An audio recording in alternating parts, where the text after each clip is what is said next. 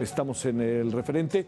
Y entonces le decía yo que la idea de los próximos minutos es que podamos hablar de lo que pasó en el Congreso, su Congreso, o sea, el suyo y el mío. Porque al fin y al cabo, ahí están, usted eligió a los legisladores, los elegimos de primera persona del plural, perdón, los elegimos a ellas y a ellos para que hagan leyes, para que discutan, para que debatan, bajo una mayoría, que es la que también nosotros decidimos, que es la que tiene en este momento Morena y sus aliados. Bueno, para ir por partes, la tarde de hoy se aprobó la creación del Fondo para Pensiones del Bienestar, que para financiarse toma unos 40,000 millones de pesos de afores no reclamadas. Morena y sus aliados lograron 252 votos a favor contra 212 votos de la oposición y hay, como ve usted, 4 singulares abstenciones. En este momento continúa en San Lázaro una larga sesión, de ahí vienen los legisladores, en la que se están discutiendo el tema en lo particular. O sea, le diría el tiempo del periodo, le recuerdo que esto es muy importante, del periodo ordinario de sesiones, se acaba, las 20 reformas del presidente López Obrador siguen algunas de ellas todavía estancadas en el Congreso, es uno de los pendientes para este periodo al que le quedan 3 sesiones ordinarias, 3 nada más, porque termina el 30 de abril. Y hasta ahora el único tema que se está discutiendo son las pensiones. Pero bueno, esto es lo que tenemos. Yo le agradezco a los legisladores que vienen desde San Lázaro hasta acá, que están aquí con nosotros, y vinieron desde allá y se perdieron la parte final del debate. Héctor Saúl Telles, diputado federal por el Partido de Acción Nacional. ¿Cómo estás, diputado? Gracias. Bienvenido. Bien. Buenas noches, contento de estar contigo, con todo tu auditorio. Muchas gracias que estás con nosotros. Y Mario Alberto Rodríguez, diputado federal por el Movimiento Ciudadano. Es Estado de México, ¿verdad? En mi caso, la Ciudad de México. De la Ciudad de México, Coyoacán. Claro, Coyoacán es cierto. Y en el caso de Mario Alberto es por el Estado de Jalisco, que ahí lo tenemos en Movimiento Ciudadano y ahorita estamos platicando de cómo va la elección. ¿Cómo estás? Buenas noches, Javier. Un gusto estar contigo. Gracias. Bueno, a ver, empecemos. Vamos a tener en cualquier momento a Pepe Narro. Él está en Zacatecas, no vino porque está en Zacatecas. Él es de Morena, para que tengamos las 3 visiones. Y además está muy interesante, ¿no? 2 de diputados y 1 de senadores. Bueno, a ver, te preguntaría, diputado, estamos a 3 sesiones, ¿verdad? Nada más. Sí. O sea, no va a haber más. No hay manera. A menos que la permanente convoque a un extraordinario, que lo vemos muy difícil. ¿Tendría sentido un permanente en pleno proceso electoral, diputado? Yo creo que ninguno. Yo creo que el 30 de abril cerramos el periodo ordinario, se cierra prácticamente la legislatura y se quedarán pendiente en el cajón legislativo un sinfín de iniciativas importantes para México. Bueno, y además entrará el nuevo Congreso el 1 de septiembre. Ya eso está definido. Así es. O sea, quiere decir que ese es el famoso plan C, el que del presidente, que ganara el Congreso por una mayoría y que puedan en ese mes aprobar varias de las propuestas del presidente. Bueno, a ver, ¿qué ha pasado este periodo? Les pregunto a los dos, ¿no? A ver, iniciemos, Héctor. Pues mira, nosotros hemos visto un periodo en donde esta legislatura tuvo una cualidad muy importante. Los ciudadanos en el mes de junio del año 2021 decidieron quitarle la mayoría calificada a Morena. Es decir, que antes de esta legislatura, la anterior, sí tenían la mayoría calificada y se nos hace sorprendente que el presidente no haya utilizado esa mayoría calificada para muchas de las propuestas que mandó durante esta legislatura. ¿Qué pasó en esta legislatura, Javier? Es cuando se presentó la reforma del Plan A para destruir al INE, que con el voto ciudadano pues llegamos más diputados de oposición, se le quita la mayoría calificada, se quedan únicamente con la mayoría simple, pero entonces todos los cambios constitucionales que propuso Morena, pues muchos de ellos no tuvieron buen puerto, porque en la oposición estuvimos los diputados para detener la destrucción del INE, para detener la reforma tóxica eléctrica que se presentó y que redactó Manuel Bartlett.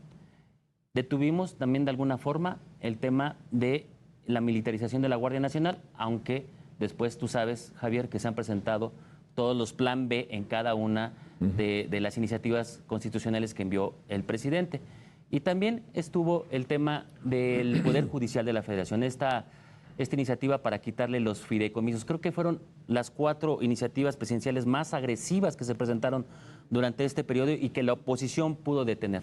Sin embargo, Morena presentó las reformas legislativas de carácter secundario, es decir, que con esta mayoría simple se fueron al famoso Plan B en la reforma electoral, se fueron al plan B en la reforma de la militarización para la Guardia Nacional y nosotros como diputados de oposición no nos quedamos tampoco cruzados de mano. Nosotros lo que hicimos fue interponer las acciones de inconstitucionalidad y la Suprema Corte de Justicia, Javier, nos dio la razón en estos temas. Es decir, que mandató que el plan B era inconstitucional en materia electoral, en donde estaba, por cierto, la destrucción del INE y este método para selección de los consejeros. Votó y nos dio la razón en el tema de la reforma eléctrica y, en fin, también de la Guardia Nacional. Incluso hubo el veredicto por parte de la Suprema Corte en que el mando debe de ser de carácter civil y no, como lo quiere el presidente, con mando militar. Y hoy, pues lo que acaba de suceder en este último lapso, como bien mencionabas, el fondo de pensiones, el fondo de ahorro para el retiro, que hoy Morena le acaba de asestar un golpe muy fuerte a todos los ciudadanos mayores de 70 años, quitándoles décadas de ahorro que tienen en sus cuentas individualizadas, es dinero que ellos trabajaron durante mucho tiempo de su vida, por la única cualidad de tener 70 años y que a lo mejor han dejado inactiva su cuenta, pero que es dinero de ellos, se los están quitando, confiscando el gobierno para utilizarlo ahora en un supuesto fondo de pensiones del bienestar que nosotros hemos bautizado como el fondo para robar al pueblo lo ahorrado. A ver, Mario Alberto, ¿ves igual las cosas que el diputado panista o cómo la ves? Yo le agregaría, estoy de acuerdo, por supuesto, con lo que dice Héctor, pero además yo agregaría una diferencia. Fíjate que en la legislatura pasada pasó algo curioso. También hubo reformas constitucionales. Tenían una mayoría calificada como para caminar solos. Sin embargo, sí hubo actividad de consenso. Es decir, pudimos construir, se pudieron hacer cosas importantes. Tú recuerdas la ley, esta reforma que se hizo al artículo 3º constitucional, la Ley General de Educación, la Ley General de Educación Superior, por ahí la Ley General de Salud. Es decir, sí hubo algunas cosas donde se pudo trabajar en conjunto y se pudo transitar para una mejora, para beneficio de todos. La diferencia es que ahora, que no tiene esa mayoría calificada, no permitió modificaciones ni discusión en muchas de las reformas que llegaron a la Cámara de Diputados. Sí. Eso me parece raro, en el sentido de que qué utilidad le puedes dar tú en ahora una ruta diferente, pues con una naturaleza que a ver, y si su entramos a la política y a la politiquería, ¿qué piensas? Yo creo que más bien se utilizaron como, ahora por ejemplo, que decían pensiones, como un asunto propagandístico, de campaña, para ridiculizar algunas cosas que la verdad es que no tendrían sentido. Podríamos haber hecho, por ejemplo, en la de pensiones, ajustes importantes. A lo largo de todo el sexenio. Daba para muchas cosas, pero no se quiso así. Y esa fue una mecánica que cambió, pero que cambió desde allá. ¿Por qué se espera hasta los últimos 3 años cuando pudo haber metido eso desde los 3? Pero además, ¿por qué hacerlo en los últimos meses? Que eso es lo peor. Entonces, me parece que tienen un asunto relevante. ¿Qué piensas del tema de las pensiones? Que sé que los dos lo conocen bien. Sobre todo te lo planteo, diputado, con algo que yo creo que es muy relevante. Digamos, incluso los 40,000 millones no acaban resolviendo el problema, ¿no? No lo van a acabar resolviendo. Mira, yo creo que se nos viene en una sentada, ¿no? Casi. Yo creo que lo que pudimos haber construido fue una reforma de fondo. Las pensiones todas en el país están a punto de explotar. Es decir, hay una crisis de fondeo muy fuerte, no generada de ahorita, de años atrás. Y tuvimos la posibilidad de construir una ruta que permitiera, pues, mejorar las participaciones, revisar y evaluar las afores. En algunos casos el debate de hoy señalaban que había corrupción, que estaban abusando. Bueno, si la CONSAR identificó eso, que es un organismo desconcentrado de la Secretaría de Hacienda y Crédito Público, ¿por qué no lo reportó en el dictamen? Yo veo al presidente con los banqueros diciendo, les cumplí, todos felices, todos están contentos, pero en la Cámara de Diputados el día de hoy hay un debate criticando las ganancias que sacaron de las afores. No, hay un contrasentido en la discusión, pero yo más que eso, creo que sí pudimos haber hecho una reforma que permitiera de raíz disminuir, aminorar la crisis de las afores o la crisis de las pensiones en México, y no lo hicimos. Participamos de una discusión que nosotros no le vemos sentido, de un dinero que es privado, que ni siquiera es público y que está a discusión el hecho de que si esto alcanza o no alcanza y que sencillamente va a servir para un monto muy pequeño de las pensiones y de los cotizantes, porque es para la generación del 97. Y ese es un asunto que todavía está en veremos, porque mucha de esa generación aún no sale. Entonces no sabemos si va a alcanzar. Las estimaciones van en que son 10,000 personas más o menos las que podrían tener este beneficio reciente, ¿no? Entonces vamos. Es poco. Creo que pudimos haber hecho algo más. No le vemos sentido en poner este parche en pensiones cuando se pudieron hacer cosas de raíz que pudieran resolver el problema de mediano y largo plazo, que eso es lo que importa en el país. A ver, ¿y qué balance sacas de este periodo ordinario? Mira, yo creo que ahorita lo dirá el senador ahorita que entre en escena. Fíjate que nos acaban de decir que no va a entrar. Que no va a entrar. Que no va a entrar. Era importante que él estuviera, ¿no? Pero sí nos acaban de decir que Pepe Narro no va a poder entrar, que tuvo un problema. Yo creo que hay minutas que valen la pena que vienen del Senado y hay otras que tendrían que haber salido de aquí al Senado y que son importantes. Te voy a enumerar al menos 3. La ley Silla, que es un asunto, me parece que es lo menos que podríamos hacer por las personas que trabajan todo el día parados. Es decir, esa ya tendría que haber pasado, ya tendría que estar en salida, ya tendríamos que estarla votando mañana o pasado. No va a pasar. No va a pasar. La que tiene que ver con fijar un piso parejo para deportistas, que era el asunto que peleábamos para que tuvieran las futbolistas. Sí. Patricia Mercado, ¿no? Que también echaron mucho por delante. Ese es un asunto que no pedíamos más que ellas pudieran tener la misma infraestructura, participar de los mismos apoyos, es lo que llamamos piso parejo, y después pues ya veremos cómo se acomoda arriba, pero por lo pronto asegurar que eso pudiera desarrollarse. No se da. Y hay algunas que, por ejemplo, nosotros, como la ley de aguas, que ese es un tema prioritario en el país, que ya está en comisiones, que ya se aprobó, que tampoco va a salir, y que es una discusión que no podemos dejar de lado. Entonces, cuando menos esas 3... se podía. Hay más. Ay, mira, vienen los Juegos Olímpicos, y va a venir otra vez una cantidad de quejas, no sé qué, en relación al piso parejo, vas a ver, que seguramente se va a dar. Claro. A ver, ayer en el debate se dijo que, y incluso Martí Batres hoy dijo, que ustedes querían privatizar el agua. ¿Eso es cierto o no?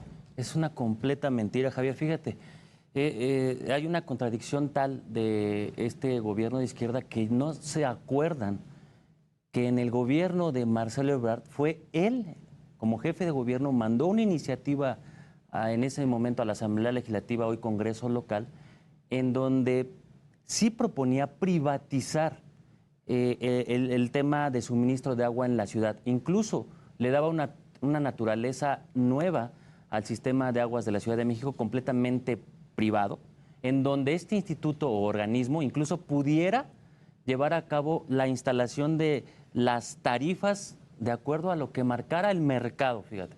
Esto que tanto les duele y que tanto denigran en la izquierda, que se valoraran las tarifas de acuerdo a los precios de mercado y que este organismo incluso pudiera llevar a cabo el cambio de las instalaciones, todo. Eso sí era privatizar el agua. Nosotros nunca hemos propuesto algo así. A lo más que ha hecho Acción Nacional es proponer que sea un organismo completamente autónomo, como ahora ya lo es el sistema de aguas de la Ciudad de México, pero manteniendo siempre el derecho humano a acceder al agua y que esto no sea a través de un instituto o un organismo de carácter privado. Entonces es una completa mentira. Quien está privatizando el agua es precisamente ahora la candidata a gobernar la Ciudad de México, que se dedicaron a lucrar con el tema del agua en la zona de Iztapalapa, a vender las pipas por parte desde el gobierno, incluso a comerciantes para fabricación de hielo y quién sabe cuántas cosas más. Entonces, es un crimen, da mucha lástima ver que lucren con el tema del agua desde el gobierno de la ciudad, desde la candidata ahora Clara Brugada, cuando el tema no lo han podido resolver durante más de 27 años que ha estado gobernando el mismo grupo político. A ver, pasemos de nuevo al periodo ordinario. A ver, nada más una reflexión para que le entremos a otros temas, una reflexión sobre el tema que ya ahorita María Alberto nos decía algo respecto al tema de las pensiones. Yo creo que es una mentira más de Morena. El día de hoy se quitan la máscara completamente, Javier. Es un atraco al ahorro de las personas. Oye, perdón, ¿quiénes se abstuvieron, Hubo 2 diputados del PRI, hasta donde alcancé a ver, no recuerdo sus nombres, y 2 diputadas de Morena que se abstuvieron. Son 4. Esos son los 4 votos, 2 PRI, 2 Morena. Sí, por lo que alcancé a ver en el tablero, ellos se abstuvieron. Sí. Pero, mira, yo creo que esta reforma no tiene buen puerto. La aprobaron el día de hoy, lo cual puede parecerles una victoria, si es que así lo quiere considerar Morena, pero que están lastimando directamente al ahorro de las personas de más de 70 años. Imagínate que esa persona, Javier, por algún motivo se haya ido tal vez a Estados Unidos a trabajar y le es imposible venir a México o no ha atendido su cuenta que dejó en algún momento de su Afore, pero que le pertenece. Imaginemos que a lo mejor una persona le fue bien, por alguna cuestión puso un negocio, pero es dinero de él que está en esa cuenta y no ha echado mano de ese ahorro que está ahí en su cuenta. O a lo mejor, por desgracia, murió, pero tiene beneficiarios, tiene deudos y tiene pues huérfanos tal vez, o viudas o viudos. Sí. Entonces, tienen derecho a pues recoger el dinero que su familiar dice que ahorró. El presidente y la propia propuesta dice que no van a perder el dinero, que simplemente cuando lo piden lo pueden de nuevo se los pueden dar. Es cierto que hay un criterio de imprescriptibilidad. Exactamente. Pero aquí las letras chiquitas es donde está el detalle, Javier. A ver. Porque este fondo entra a una especie de licuadora gigante en donde todo se recoge y se pierde el origen y obliga ahora a la persona que tuvo una cuenta individualizada, que la dejó inactiva por algún motivo, a pelearse con el gobierno, a decirle cuánto tenía, cuál era su cuenta y cuáles son los rendimientos que le corresponden. Pero en un mundo en un monto general en donde no se podrá seguir la ruta de la individualización de ese recurso. Sí, eso es lo que sucede porque, burocracia. Porque lo que está pasando es que obligan ahora a la persona a pelearse con el gobierno con trámites engorrosos que pueden durar años. Y quién sabe si a lo mejor esa persona después de 70 años, Javier, pues no sabemos qué padecimientos tenga y a lo mejor en el transcurso pueda morir. Pero eso no es lo peor, es que no hay reglas de operación, no hay criterios y con el dinero de estas personas, con su propio dinero, se va a estar financiando y pagando a otras personas que van a ser las primeras generaciones que van a acceder a este famoso fondo de 40,000 millones de pesos, que por decirlo menos es completamente incosteable, no va a alcanzar, yo creo que ni para la primera generación, que serán alrededor, como bien dijo Mario, de 9,000 trabajadores de acuerdo con datos de CONSAR y del propio Infonavit. A ver, cuando platicábamos del tema, para seguir con el tema de las pensiones y luego vamos a otra, a ver, se supone que este dinero se suma a un capital de 64,000 millones de pesos, algo así. ¿Te acuerdas cómo le llamaban? Sí, Capital Semilla. Capital Semilla. Es una. Y segundo, Mario, si te parece, a ver, no solamente el dinero va a ser ese, sino también las ganancias de Mexicana de Aviación, del Tren Maya, los institutos autónomos, el dinero del instituto para devolver al pueblo lo robado, etcétera. A ver, o sea, se supone que ese es el fondeo. Adelante. Sí, a ver, si quieres, para ir entendiendo por qué no es posible tomar ese dinero. Primero, ¿Cuál dinero? El dinero que está de los trabajadores, los 40,000 millones de pesos que ellos estiman que pueden tomar. Lo decía bien Héctor. ¿Por qué? Porque lo estás sacando de una bolsa que está protegida, que tiene reglas de operación, y la estás metiendo a otra que no tiene reglas de operación, que te dicen, vamos a hacerlas. Entonces, primera razón por la cual no pueden tomarla. La discusión que ellos tienen es que ese dinero está haciendo mal uso la Afore o la institución bancaria. Ok, pero tampoco incorporan en el dictamen un documento de CONSAR donde nos especifiquen. La CONSAR es un organismo desconcentrado de Secretaría de Hacienda y Crédito Público. Pudo habernos otorgado y habernos dicho, oigan, aquí se está aplicando mal el funcionamiento de las CIEFORES o de la FIEFORES modificada en el 2019, etcétera. No viene integrado. Entonces, esas son dos razones importantes. Y lo que dice Héctor es fundamental. ¿Cómo se va a repartir? Si una persona reclama acá, las reglas están claras. Acá tendrá que ir a un juicio diferente porque no hay reglas de operación para empezar cómo lo pueda reclamar y no sabemos si vaya a haber un reparto previo que pueda reclamar. Mientras reclama y estás en juicio, se está repartiendo el dinero. Entonces está desprotegido un dinero. A ver, ¿por qué no hicimos las cosas bien? ¿Por qué no elaboramos un padrón, buscamos a los beneficiarios, al viudo, la viuda? ¿Sabemos cuántas personas están en las pensiones? El IMSS y el ISSSTE tendrían que haber entregado un cálculo actuarial donde nos dijeran, mira, son todos Pero estos. no sabemos. No integraron tampoco en el dictamen de cuántas personas estamos hablando, ni de cuántas personas beneficiarias estamos trabajando. Entonces no hay elementos. Y esas son las razones de peso por las cuales no podríamos votar algo así. Estamos de acuerdo que el banco está haciendo un uso de unas cuentas que están inactivas, le están generando rendimientos, pero hagamos las cosas bien. Hagámoslo de una manera donde el trabajador tenga una oportunidad, al menos antes de salir, de recuperar su dinero. Me parece que esa parte es importante. Ahora, el capital semilla no garantiza. A ver, pero eso no dijeron nada, no lo puedo entender. En Morena no dijeron nada. No, así viene. De hecho, si revisas el dictamen, dice que las reglas de operación se elaborarán después, se presentarán. Tú no puedes mandar una bolsa de dinero de esta cantidad a algo que no se sabe cómo va a funcionar. Puede ser de buena fe, pero... ¿Hubo error de dedo? Un fideicomiso. Yo digo, puede ser que hubo mala fe y puedo hacer... Fueron muchas correcciones las que se hicieron. Afortunadamente se detectó a tiempo. Creemos que ahí no le apostamos la discusión. Afortunadamente lo detectamos. Pero me parece que esto también es trascendente. Quisieron madrugar, no lo sé quién, porque dijeron que iban a presentar al culpable, que iban a, no sé. O sea, nosotros quisimos hacer de un lado la discusión, no vamos a ganarla ahí, la vamos a ganar acá porque nos sobran razones para poderla pelear. A ver, entonces, sigamos. el capital semilla no nos garantiza, porque tampoco como no sabemos cuánto dinero puede haber ahí, puede haber 60,000, puede haber 20,000, no sabemos. Entonces, eso es lo único que tenemos seguro.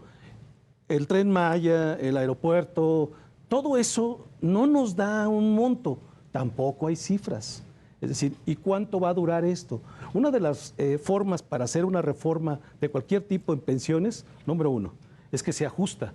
Pues primer elemento no se cumple. Esto no es justo que le quites el dinero a alguien para dárselo a otra persona, porque el gobierno no está poniendo un solo centavo. Llorio decía en la convención bancaria, vamos a poner de los ahorros. Oye, no hay dinero en el gobierno, ¿cuáles ahorros? Si acaba de pasar en pleno una ley que aprobaron que porque puede haber crisis y que porque que hay que crear un fondo, no tienen dinero. Parece una burla, es decir, no hay elementos para soportar una bolsa de capital semilla.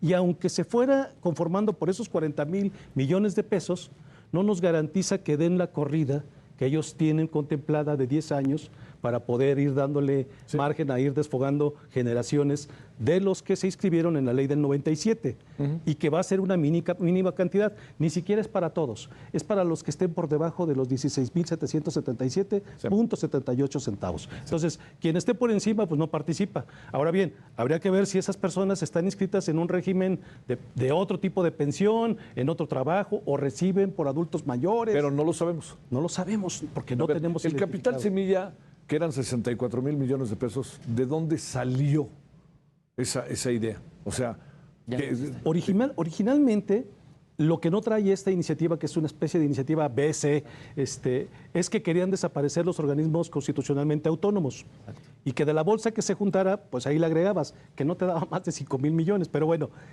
y todo lo demás que venía, más algo que ya tenían pensado que podría ser esto. Pero no les alcanzaba para hacer una reforma constitucional. Sí. Iba a ser un proceso mucho más complicado. Entonces idearon esta, que pensaron, bueno, aquí tenemos un dinero, lo podemos tomar, pero realmente lo que están haciendo es hacer las cosas mal. Verdaderamente pudimos haber compartido criterios a tomar este dinero, hacer un capital semilla para favorecer a esa pequeña parte de la población que ni siquiera lo garantiza, porque el dictamen dice que si el dinero no alcanza, hasta ahí llegó. O sea, no hay un principio que tiene que ver como de constancia, no hay algo que soporte en el tiempo. Sí. No lo tiene. Antes de irnos a la pausa, te pregunto, diputado, algo que agregar para que hagamos la pausa y cerremos en la segunda parte con un balance de lo que ha sido el periodo ordinario. A ver, cerremos con el tema de las pensiones porque hay dos ideas. Es que en este tema del fondo para robar al pueblo lo ahorrado, son dos momentos diferentes, Javier. Primero mandan iniciativa constitucional que manda el presidente el 5 de febrero, y ahí sí venían un capital semilla de 64,000 millones de pesos. Se dieron cuenta que era un error, porque estaban poniendo justo lo que pudieran recaudar de extinguir a los órganos autónomos, que eso no iba a pasar de ninguna forma, eran como 5,000 millones de pesos. Pero también habían incluido los fideicomisos del Poder Judicial, que se han vuelto la bolsa que quieren repartir por todos lados, y se les olvidó que ya lo habían comprometido para la reestructuración de Acapulco después del paso del huracán Otis. Graso error, o sea, se les fue.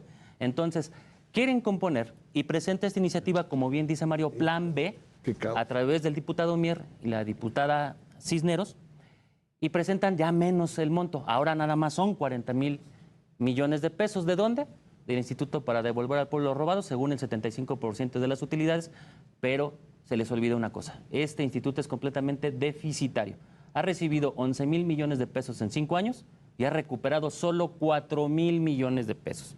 O sea, no va por ahí. Segundo, quieren que de las utilidades del AIFA, de las utilidades del Tren Maya, de las utilidades de Mexicana de Aviación, estos 3 organismos... Y de los institutos autónomos. Pero estas empresas que deberían de ser productivas son completamente deficitarias y reciben subsidio año con año. El AIFA lleva 2,700 millones de subsidio en los 3 años que ha existido. El Tren Maya va a recibir subsidio hasta el año 2030 con los cálculos más conservadores. Y el tema de la Mexicana, de la aerolínea, va a recibir también subsidio por lo menos hasta el año 2029. O sea, no va a haber recursos tampoco ahí. ¿Cuáles son los únicos recursos que sí se quieren robar y llevar? Los recursos de los trabajadores, los recursos de las personas de más de 70 años. Esos sí son seguros, ya le echaron el ojo y se los quieren robar. Bueno, vamos a hacer una pausa si les parece y regresemos para cerrar hablando de, ahora sí, el balance de lo que ven de este periodo ordinario de sesiones. Y bueno, le digo, habíamos invitado a Pepe Narro, senador por Morena de Zacatecas, pero un poquito antes de empezar él iba a estar de Zacatecas, ya teníamos todo preparado, pero por alguna razón lamentablemente no pudo estar con nosotros, se disculpó y ya lo buscaremos en un segundo momento porque queremos escuchar obviamente las 3 voces. Entonces vamos a la pausa y regresamos ya para concluir.